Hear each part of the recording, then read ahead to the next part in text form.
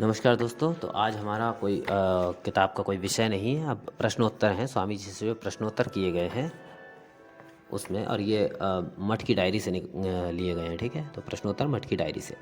प्रश्न: गुरु किसे कह सकते हैं? उत्तर: जो तुम्हारे भूत भविष्य को बता सके वे ही तुम्हारे गुरु हैं। देखो ना, मेरे गुरुदेव ने मेरा भूत भविष्य बता दिया था। प्रश्न: भक्ति लाभ किस प्रकार होता है? उत्तर: भक्ति तो तुम्हारे भीतर ही है, केवल उसके ऊपर काम कांचन का एक आवरण सा पड़ा हुआ है। इस आवरण को हटाने से ही भीतर की वह भक्ति स्वयमेव प्रकट हो जाएगी। प्रश्न: आप कहा करते हैं अपने पैरों पर खड़े हो जाओ, तो इस वाक्य में अपने शब्द से आपका लक्ष्य किससे है? उत्तर: अवश्य परमात्मा पर निर्भर रहने के लिए कहना ही मेरा उद्देश्य है। फिर भी इस कच्चे अहम पर निर्भरता का अभ्यास भी हमें धीरे धीरे सच्चे लक्ष्य पर पहुंचा देगा, क्योंकि जीवात्मा भी तो आखिर परमात्मा की माइक अभिव्यक्ति के अतिरिक्त और कुछ नहीं है। प्रश्न: यदि सचमुच एक ही वस्तु सत्य हो तो फिर यह द्वैत बोध जो सदा सर्वदा सबको हो रहा है कहाँ से आया? उत्तर: जब किसी विषय का प्रथम अनुभव होता है तो ठीक उसी समय कभी द्वैत बोध नहीं होता। इंद्रियों के साथ विषयों का संयोग होने के पश्चात जब हम उस ज्ञान को बुद्धि में ले जाते हैं तभी द्वैत का बोध होता है। यदि विषयानुभूति के समय द्वैत बोध हो रहता तो ज्ञेय ज्ञाता से संपूर्ण स्वतंत्र रूप में तथा ज्ञाता भी ज्ञेय से स्वतंत्र रूप में अवस्थान कर सकता। प्रश्न: चारित्र्य के सभी पहलुओं का सामंजस्यपूर्ण विकास करने का सर्वोत्तम उपाय कौन सा है? उत्तर: जिनका चरित्र उस रूप से गठित हुआ हो उनका संग करना ही इसका सर्वोत्कृष्ट उपाय है। प्रश्न: वेद के विषय में हमारी धारणा किस प्रकार की होनी चाहिए?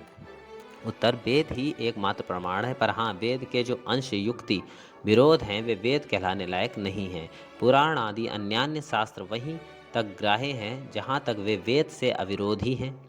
वेद के पश्चात इस संसार में जहाँ कहीं जो भी धर्म भाव आविर्भूत हुआ है उसे वेद से ही उद्भूत समझना चाहिए। प्रश्न: यह तो सत्य त्रेता द्वापर और कली नामक 4 युगों का वर्णन शास्त्र में पाया जाता है। वह क्या ज्योतिषशास्त्र की गणना के अनुसार सिद्ध है अथवा केवल काल्पनिक ही है? उत्तर: वेदों में तो कहीं ऐसे चतुर्युग का उल्लेख नहीं है, यह पौराणिक युग की कल्पना मात्र है। प्रश्न: शब्द और भाव के बीच क्या सचमुच कोई नित्य संबंध है अथवा किसी भी शब्द द्वारा कोई भी भाव समझाया जा सकता है? क्या लोगों ने अपनी इच्छा के अनुसार किसी भी शब्द के साथ किसी भी भाव का संबंध जोड़ दिया है? उत्तर: इस विषय में अनेक तर्क किए जा सकते हैं। किसी स्थिर सिद्धांत पर पहुंचना बड़ा कठिन है। मालूम होता है कि शब्द और अर्थ के बीच कुछ संबंध अवश्य है, पर वह संबंध नित्य है, इसका क्या प्रमाण? देखो ना, एक ही भाव को समझाने के लिए भिन्न भिन्न भाषाओं में कितने ही भिन्न भिन्न शब्द विद्यमान हैं। हाँ, कोई सूक्ष्म संबंध हो सकता है जिसे हम अब भी नहीं पकड़ पा रहे हैं। प्रश्न: भारत में कार्य प्रणाली कैसी होनी चाहिए? उत्तर: पहले तो ऐसी शिक्षा देनी चाहिए जिससे सब लोग काम करना सीखें और उनका शरीर सबल हो। ऐसे केवल 12 नर केसरी संसार पर विजय प्राप्त कर सकते हैं, परंतु लाख लाख भेड़ों द्वारा यह नहीं होने का। और दूसरे, किसी व्यक्ति रूप आदर्श के अनुकरण की शिक्षा नहीं देनी चाहिए, चाहे वह आदर्श कितना ही बड़ा क्यों ना हो। इसके पश्चात स्वामी जी ने कुछ हिंदू प्रतीकों की अवनति का वर्णन किया। उन्होंने ज्ञान मार्ग और भक्ति मार्ग का भेद समझाया। वास्तव में ज्ञान मार्ग आर्यों का था और इसलिए उसमें अधिकारी विचार के इतने कड़े नियम थे। भक्ति मार्ग की उत्पत्ति दाक्षिणात्य से अनार्य जाति से हुई है, इसलिए उसमें अधिकारी विचार नहीं है। प्रश्न: भारत के इस पुनरुत्थान के कार्य में रामकृष्ण मिशन का स्थान कौन सा है? इस मठ से चरित्रवान व्यक्ति निकलकर सारे संसार को आध्यात्मिकता की बाढ़ से प्लावित कर देंगे। इसके साथ साथ दूसरे विषयों में भी उन्नति होती रहेगी। इस तरह ब्राह्मण, क्षत्रिय और वैश्य जाति का अभ्युदय होगा। शूद्र जाति और अधिक नहीं रहेगी। वे लोग आज तो काम कर रहे हैं, वे सब यंत्रों की सहायता से किए जाएंगे। भारत का वर्तमान अभाव है क्षत्रिय शक्ति। प्रश्न: क्या मनुष्य को दूसरे जन्म में पशु आदि हीन योनि की प्राप्ति हो सकती है? उत्तर: हाँ, पुनर्जन्म कर्म पर निर्भर करता है। यदि मनुष्य पशु के समान आचरण करे तो वह पशु योनि में खिंच जाता है। प्रश्न: मनुष्य फिर पशु योनि को कैसे प्राप्त हो सकता है? यह बात समझ में नहीं आती।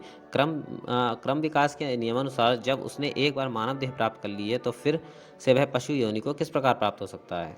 उत्तर: क्यों? पशु योनि से जब मनुष्य हो सकता है तो मनुष्य योनि से पशु क्यों न होगा? सत्ता तो वास्तव में एक ही है, मूल में तो सब एक ही हैं।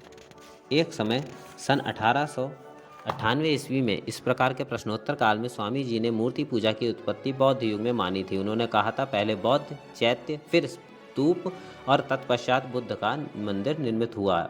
उसके साथ ही हिंदू देवी देवताओं के मंदिर खड़े हुए। प्रश्न, क्या कुंडलिनी नाम की कोई वास्तविक वस्तु इस स्थूल शरीर के भीतर है? उत्तर, श्री रामकृष्ण देव कहते हैं, योगी जिन्हें पद्म कहते हैं, वास्तव में वे मनुष्य के शरीर में नहीं हैं। योगाभ्यास से उनकी उत्पत्ति होती है। प्रश्न, क्या मूर्ति पूजा के द्वारा मुक्ति लाभ हो सकता है? उत्तर, मूर्ति पूजा से साक्षात मुक्ति की प्राप्ति नहीं हो सकती, फिर भी वह मुक्ति प्राप्ति में गौड़ कारण स्वरूप है, सहायक है। मूर्ति पूजा की निंदा करना उचित नहीं है, क्योंकि बहुतों के लिए मूर्ति पूजा ही अद्वैत ज्ञान की उपलब्धि के लिए मन को तैयार कर देती है और केवल इस अद्वैत ज्ञान की प्राप्ति से ही मनुष्य मुक्त हो सकता है। प्रश्न, हमारे चरित्र का सर्वोच्च आदर्श क्या होना चाहिए? उत्तर, त्याग। प्रश्न, आप कहते हैं कि बौद्ध धर्म ने अपनी वसीयत के रूप में भारत में घोर अवनति छोड़ी है, तो यह कैसे हुआ? उत्तर, बौद्धों ने प्रत्येक भारतवासी को सन्यासी या सन्यासिनी बनाने का प्रयत्न किया था, परंतु सब लोग तो वैसे नहीं हो सकते। इस तरह किसी भी व्यक्ति के साधु बन जाने से सन्यासी सन्यासिनियों में क्रमशः त्याग का भाव घटता गया। और भी एक कारण था, धर्म के नाम पर तिब्बत तथा अन्य देशों के बर्बर आचारों का अनुकरण करना। वे इन सब स्थानों में धर्म प्रचार के हेतु गए और इस प्रकार उनके भीतर उन लोगों के दूषित आचार प्रवेश कर गए। अंत में उन्होंने भारत में इन सब आचारों को प्रचलित कर दिया। प्रश्न, माया क्या अनादि और अनंत है? उत्तर, समष्टि रूप से अनादि अनंत अवश्य है, पर व्यष्टि रूप से शांत है। शांत है। प्रश्न, माया क्या है? उत्तर, वास्तव में वस्तु केवल एक ही है, चाहे उसको चैतन्य कहो या जड़, पर उनमें से एक को छोड़कर दूसरे का विचार करना केवल कठिन ही नहीं, संभव है। इसी को माया या अज्ञान कहते हैं। प्रश्न, मुक्ति क्या है? मुक्ति का अर्थ है पूर्ण स्वाधीनता, भले और बुरे दोनों बंधनों से मुक्त हो जाना। लोहे की श्रृंखला भी श्रृंखला ही है और सोने की श्रृंखला भी श्रृंखला ही है। श्री रामकृष्ण देव कहते हैं, पैर में कांटा चुभने पर उसे निकालने के लिए एक दूसरे कांटे की आवश्यकता होती है। कांटा निकल जाने पर दोनों कांटे फेंक दिए जाते हैं। इसी तरह सत प्रवृत्ति के द्वारा असत प्रवृत्तियों का दमन करना पड़ता है, परंतु बाद में सत प्रवृत्तियों पर भी विजय प्राप्त करनी पड़ती है। प्रश्न, भगवत कृपा बिना क्या मुक्ति लाभ हो सकता है? उत्तर, मुक्ति के साथ ईश्वर का कोई संबंध नहीं है। मुक्ति तो पहले से ही हमारे भीतर वर्तमान है। प्रश्न, हमारे भीतर जिसे मैं या अहम कहा जाता है, वह आत्मा, देह आदि से उत्पन्न नहीं है, इसका क्या प्रमाण है? उत्तर, अनात्मा की भांति मैं या अहम भी देह मन आदि से ही उत्पन्न होता है। प्रकृत मैं या आत्मा के अस्तित्व का एकमात्र प्रमाण है प्रत्यक्ष उपलब्धि। प्रश्न, सच्चा ज्ञानी और सच्चा भक्ति किसे कहते हैं? उत्तर, जिसके हृदय में अथाह प्रेम है और जो प्रत्यक्ष जीवन की सभी अवस्थाओं में अद्वैत तत्व का साक्षात्कार करता है, वही सच्चा ज्ञानी है। और सच्चा भक्त वह है जो परमात्मा के साथ जीवात्मा की अभिन्न रूप से उपलब्धि कर यथार्थ ज्ञान संपन्न हो गया है, जो सबसे प्रेम करता है और जिसका हृदय सबके लिए रुदन करता है। ज्ञान और भक्ति में से किसी एक का पक्ष लेकर जो दूसरे की निंदा करता है, वह ना तो ज्ञानी है और ना भक्त, वह तो ढोंगी और धूर्त है। प्रश्न, ईश्वर की सेवा करने की क्या आवश्यकता है? यदि तुम एक बार ईश्वर के अस्तित्व को मान लेते हो तो उनकी सेवा करने के यथेष्ट कारण पाओगे। सभी शास्त्रों के मतानुसार भगवत सेवा का अर्थ है स्मरण। यदि तुम ईश्वर के अस्तित्व में विश्वास रखते हो तो तुम्हारे जीवन में पग पग पर उनको स्मरण करने का हेतु सामने आएगा। प्रश्न, क्या मायावाद अद्वैतवाद से कुछ पृथक है? उत्तर, नहीं, दोनों एक ही हैं। मायावाद को छोड़ अद्वैतवाद की ओर कोई भी व्याख्या संभव नहीं है। प्रश्न, ईश्वर तो अनंत है, वे फिर मनुष्य रूप धारण कर इतने छोटे किस प्रकार हो सकते हैं? यह सत्य है कि ईश्वर अनंत है, परंतु तुम लोग अनंत का जो अर्थ सोचते हो वह अर्थ ठीक नहीं है। अनंत कहने से तुम एक बड़ी प्रकांड जड़ सत्ता समझ बैठते हो। इसी समझ के कारण तुम भ्रम में पड़ गए हो। जब तुम यह कहते हो कि भगवान मनुष्य रूप धारण नहीं कर सकते, तो इसका अर्थ तुम ऐसा समझते हो कि एक प्रकांड जड़ पदार्थ को इतना छोटा नहीं किया जा सकता। परंतु ईश्वर इस अर्थ में अनंत है नहीं है। उनका अनंतत्व चैतन्य का अनंतत्व है। इसलिए मानव के आकार में अपने को अभिव्यक्त करने पर भी उनके स्वरूप को कुछ भी क्षति नहीं पहुंचती। प्रश्न, कोई कहते हैं कि पहले सिद्ध बन जाओ, फिर तुम्हें कर्म करने का ठीक अधिकार होगा, परंतु कोई कहते हैं कि शुरू ही से ही कर्म करना उचित है। इन दो विभिन्न मतों का सामंजस्य किस प्रकार हो सकता है?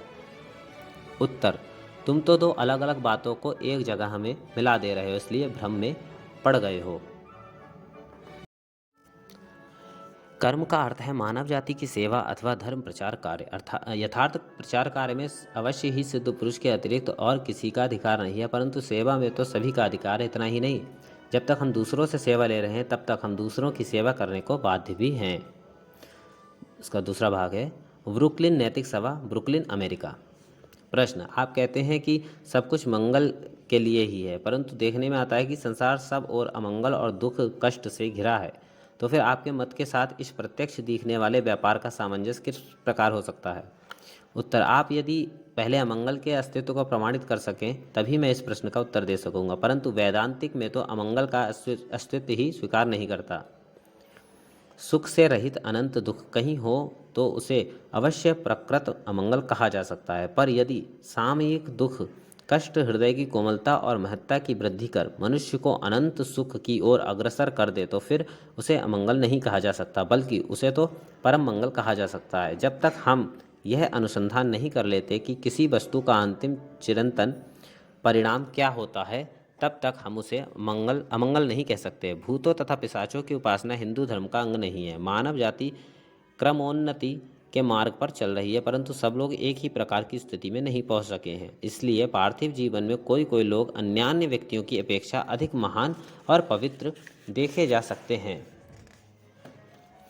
प्रत्येक मनुष्य के लिए अब उसके अपने वर्तमान उन्नति क्षेत्र के भीतर स्वयं को उन्नत बनाने के लिए अवसर विद्यमान है। हम अपना नाश नहीं कर सकते, हम अपने भीतर की जीवनी शक्ति को नष्ट या दुर्बल नहीं कर सकते, परंतु उस शक्ति को विभिन्न दिशा में परिचालित करने के लिए हम स्वतंत्र हैं। प्रश्न, पार्थिव जड़ वस्तु की सत्यता क्या हमारे मन की केवल कल्पना नहीं है? मेरे मत में वह जगत की अवश्य एक सत्ता है। हमारे मन के विचार के बाहर भी उसका एक अस्तित्व है। चैतन्य के क्रम विकास रूप महान विधान का अनुवर्ती होकर यह समग्र विश्व उन्नति के पथ पर अग्रसर हो रहा है। चैतन्य का यह क्रम विकास जड़ के क्रम विकास से पृथक है। जड़ का क्रम विकास चैतन्य की विकास प्रणाली का सूचक या प्रतीक स्वरूप है, किंतु उसके द्वारा इस प्रणाली की व्याख्या नहीं हो सकती। वर्तमान पार्थिव परिस्थिति में बद्ध रहने के कारण हम अभी तक अखंड व्यक्तित्व को प्राप्त नहीं कर सके हैं। जब तक हम उस उच्चतर भूमि में नहीं पहुंच जाते जहां हम अपनी अंतरात्मा के परम लक्षणों को प्रकट करने के उपयुक्त यंत्र बन जाते हैं, तब तक प्रकृत व्यक्तित्व की प्राप्ति नहीं कर सकते। प्रश्न, ईसा मसीह के पास एक जन्मांध शिशु को ले जाकर उनसे पूछा गया था कि शिशु अपने किए हुए पाप के फल से अंधा हुआ है अथवा अपने माता पिता के पाप के फल से। इस समस्या की मीमांसा आप किस प्रकार करेंगे? उत्तर, इस समस्या में पाप की बात को ले आने का कोई भी प्रयोजन नहीं दिख पड़ता। तो भी मेरा दृढ़ विश्वास है कि शिशु की यह अंधता उसके पूर्व जन्मकृत किसी कर्म का ही फल रही होगी। मेरे मत में पूर्व जन्म को स्वीकार करने पर ही ऐसी समस्याओं की मीमांसा हो सकती है। प्रश्न, मृत्यु के पश्चात हमारी आत्मा क्या आनंद की अवस्था को प्राप्त करती है? उत्तर, मृत्यु तो केवल अवस्था का परिवर्तन मात्र है। देश काल आपके ही भीतर विद्यमान है, आप देश काल के अंतर्गत नहीं है। बस इतना जानने से ही यथेष्ट होगा कि हम इहलोक में या परलोक में अपने जीवन को जितना पवित्र और महान बनाएंगे उतना ही हम उन भगवान के निकट होते जाएंगे जो सारे आध्यात्मिक सौंदर्य और अनंत आनंद के केंद्र स्वरूप हैं। तीसरा पार्ट आता है 20th century club, Boston, America. प्रश्न, क्या वेदांत का प्रभाव इस्लाम धर्म पर भी कुछ पड़ा था? उत्तर, वेदांत मत की आध्यात्मिकता उदारता ने इस्लाम धर्म पर अपना विशेष प्रभाव डाला था। भारत का इस्लाम धर्म संसार के अन्यान्य देशों के इस्लाम धर्म की अपेक्षा पूर्ण रूप से भिन्न है। जब दूसरे देशों के मुसलमान यहाँ आकर भारतीय मुसलमानों को फुसलाते हैं कि तुम विधर्मियों के साथ मिलजुल कर कैसे रहते हो, तभी अशिक्षित कट्टर मुसलमान उत्तेजित होकर दंगा फसाद मचाते हैं। प्रश्न, क्या वेदांत जाति भेद मानता है?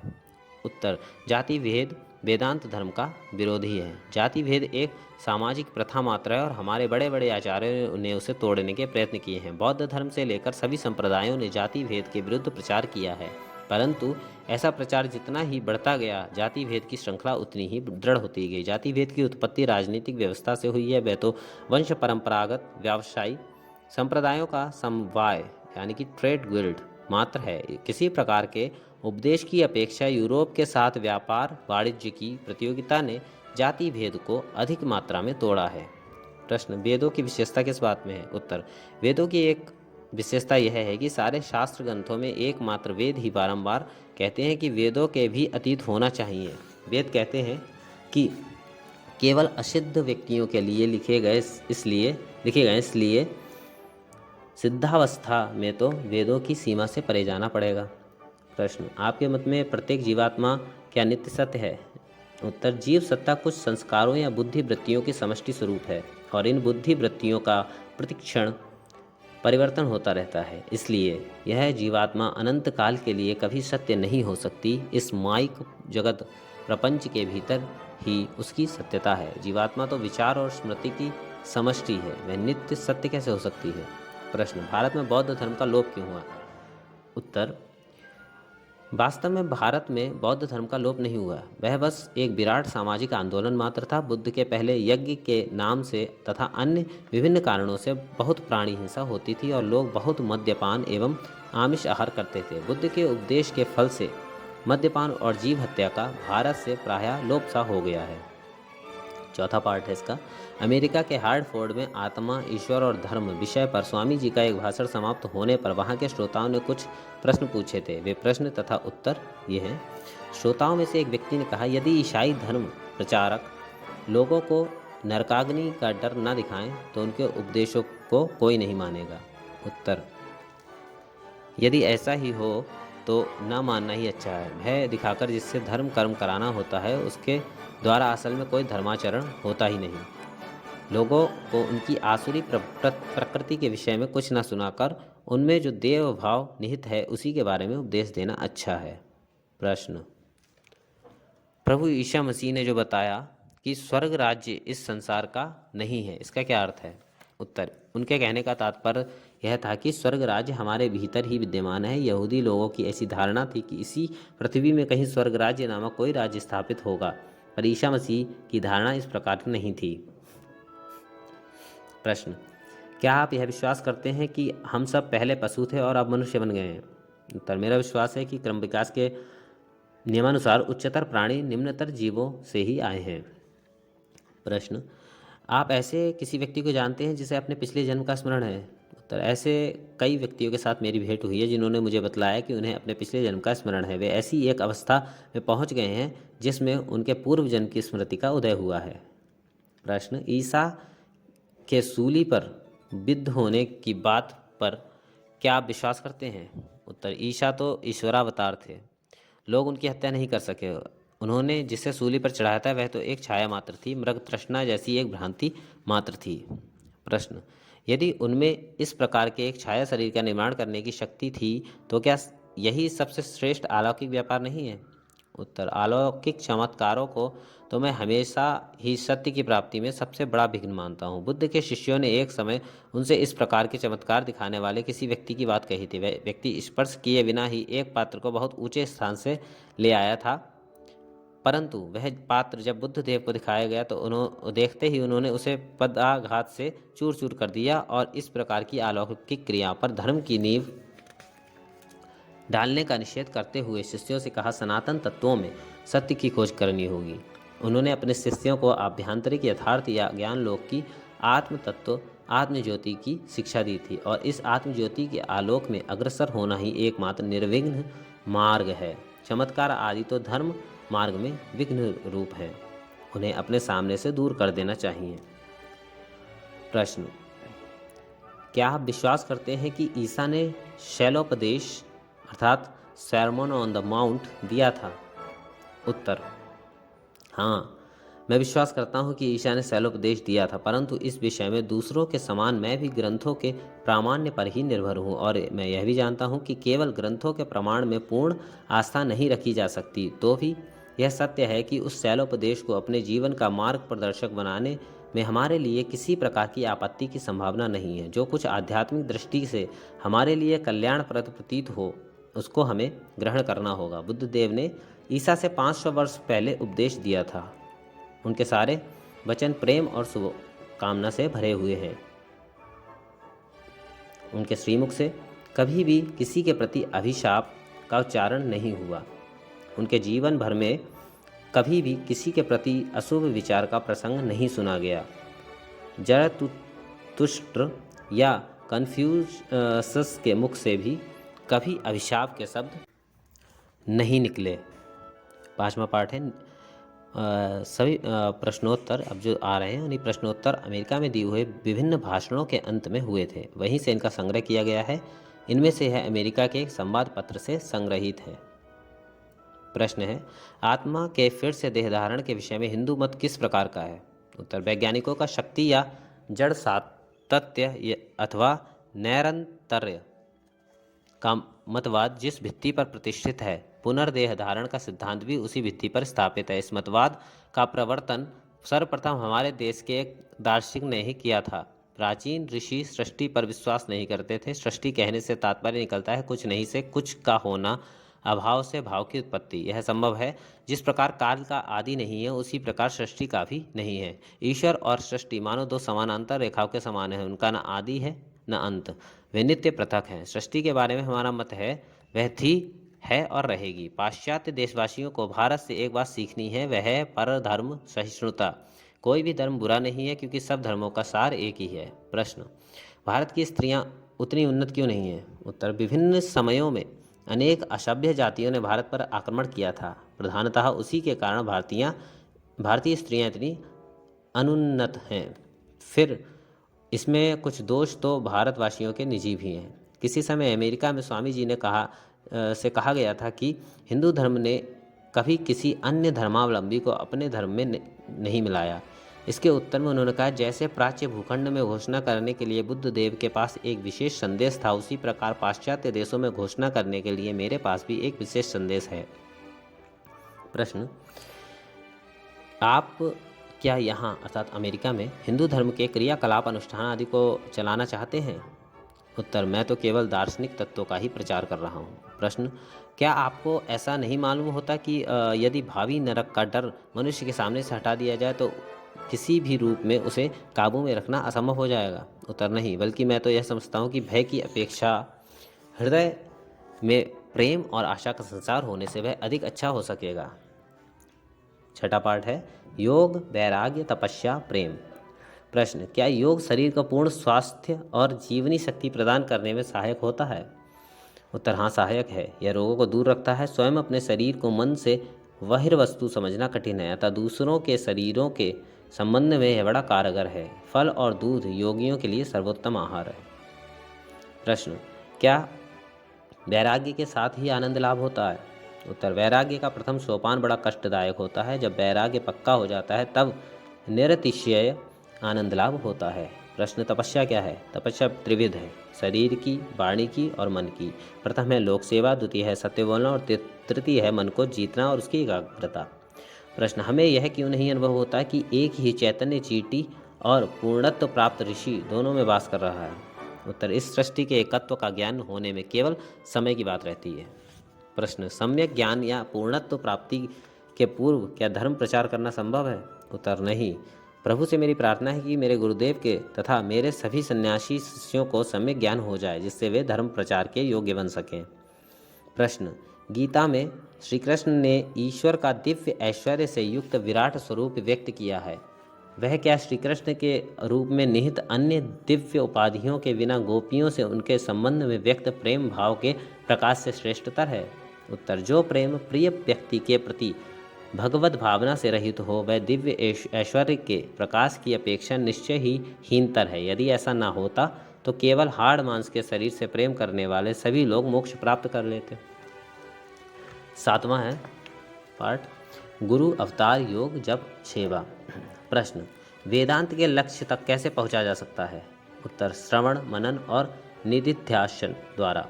किसी सद्गुरु से ही वेदांत श्रवण करना चाहिए, चाहे कोई विधि पूर्वक शिष्य ना हुआ हो, पर अगर वह यथार्थ मुमुक्षु है और सद्गुरु के शब्दों का श्रवण करता है तो उसकी मुक्ति हो जाती है।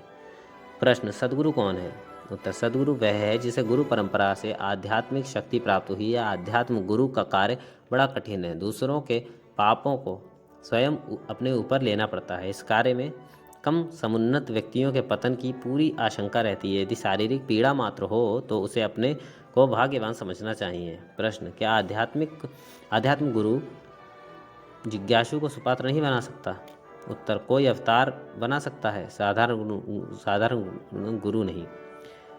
प्रश्न, क्या मोक्ष का कोई सरल मार्ग नहीं है? उत्तर, प्रेम को पंथ कृपाण की धारा यही नियम यहाँ भी लागू है। केवल उन लोगों के लिए आसान है जिन्हें किसी अवतार के संपर्क में आने का सौभाग्य प्राप्त हुआ हो। श्री रामकृष्ण देव कहा करते थे, जिसका यह अंतिम जन्म है वह किसी न किसी प्रकार से मेरे निकट आएगा। प्रश्न, क्या मुक्ति के लिए योग सुगम मार्ग नहीं है? उत्तर, मजाक में, आपने खूब कहा, समझा। योग सुगम मार्ग, यदि आपका मन निर्मल ना होगा और आप योग मार्ग पर आरूढ़ होंगे तो आपको कुछ अलौकिक सिद्धियां मिल जाएंगी, परंतु वे आपकी आध्यात्मिक उन्नति में रुकावटें सिद्ध होंगी। इसलिए मन की निर्मलता या चित्त शुद्धि प्रथम आवश्यक वस्तु है। प्रश्न, इस चित्त शुद्धि का उपाय क्या है?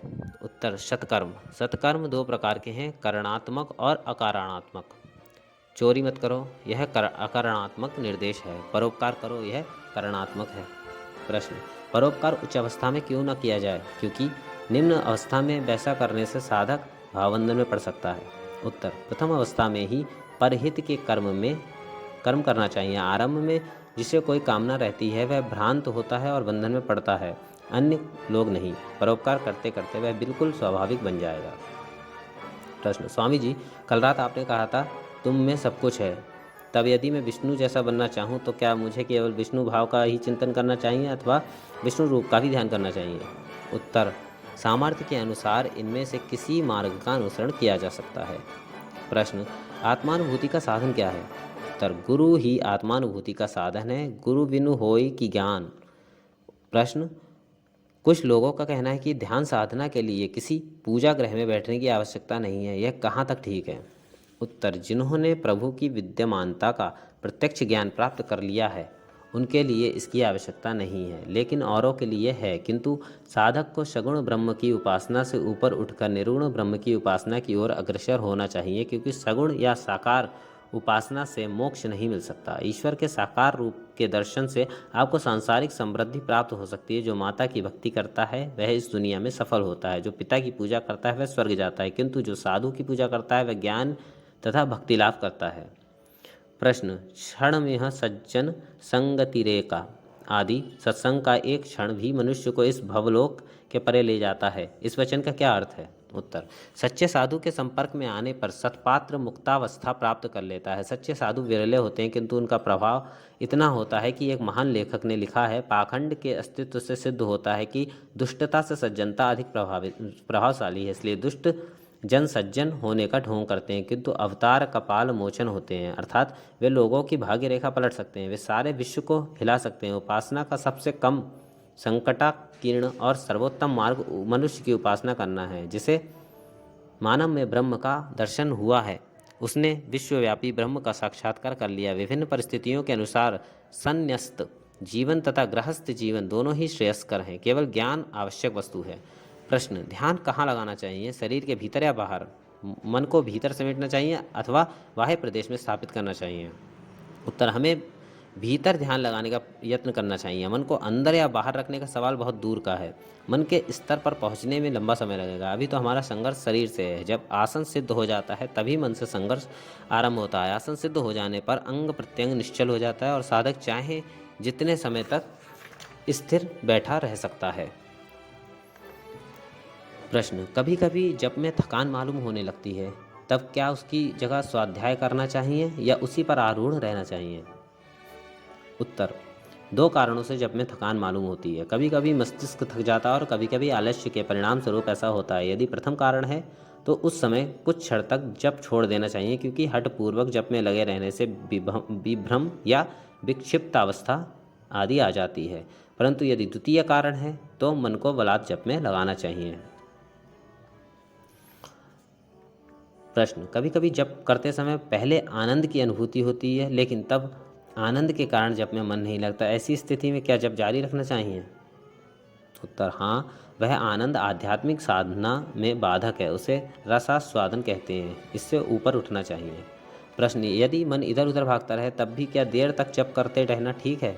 उत्तर, हाँ, अगर किसी बदमाश घोड़े की पीठ पर कोई अपना आसन जमाए रखे तो वह उस घोड़े को वश में कर लेता है। प्रश्न, आपने अपने भक्ति योग में लिखा है कि यदि कोई कमजोर आदमी योगाभ्यास का यत्न करता है तो घोर प्रतिक्रिया होती है, तब क्या किया जाए? उत्तर, यदि आत्मज्ञान के प्रयास में मर जाना पड़े तो भय किस बात का? विद्यार्जन तथा अन्य बहुत सी वस्तुओं के लिए मरने में मनुष्य को भय नहीं होता, फिर धर्म के लिए मरने में आप भयभीत क्यों हो? प्रश्न, क्या जीव सेवा मात्र से मुक्ति मिल सकती है? उत्तर, जीव सेवा प्रत्यक्ष रूप से मुक्ति प्रदान नहीं कर सकती, किंतु उससे चित्त शुद्धि होती है और इस प्रकार परोक्ष रूप से वह मुक्ति का कारण बनती है। किंतु यदि आप समुचित रूप से किसी कार्य के करने की इच्छा रखते हैं तो संप्रति उसे ही सर्वस्व समझिए। किसी भी पंथ में खतरा है निष्ठा के अभाव का। निष्ठा का होना आवश्यक है, अन्यथा विकास ना होगा। वर्तमान समय में कर्म पर जोर देना आवश्यक हो गया है। प्रश्न, कर्म में हमारी भावना क्या होनी चाहिए? परोपकार मूलक करुणा या अन्य कोई भावना? उत्तर, करुणाजन्य परोपकार उत्तम है, परंतु शिव ज्ञान से सर्व जीव ही सेवा उससे श्रेष्ठ है। प्रश्न, प्रार्थना की उपादेयता क्या है? उत्तर, सोई हुई शक्ति प्रार्थना से आसानी से जाग उठती है और यदि प्रार्थना बुद्धिपूर्वक की जाए तो सभी इच्छाएं पूरी हो सकती हैं, किंतु अगर बुद्धिपूर्वक ना की जाए तो 10 में से एकाध की पूर्ति होती है, परंतु इस तरह की प्रार्थना स्वार्थपूर्ण होती, अतः वह त्याज्य है। प्रश्न, नररूपधारी अवतार की पहचान क्या है? उत्तर, जो मनुष्यों की ललाट रेखा को बदल सके वह भगवान है। कोई भी साधु चाहे वह कितना भी पहुंचा हुआ क्यों ना हो, अनुपम पद के लिए दावा नहीं कर सकता। मुझे कोई ऐसा व्यक्ति नहीं दिखाई पड़ता जिसने श्री राम कृष्ण के भगवत स्वरूप का साक्षात्कार कर लिया हो। हम लोगों को कभी कभी इसकी धुंधली प्रतीति मात्र हो जाती है, बस उन्हें भगवान के रूप में जान लेने और साथ ही संसार से आसक्ति रखने में परस्पर संगति नहीं है।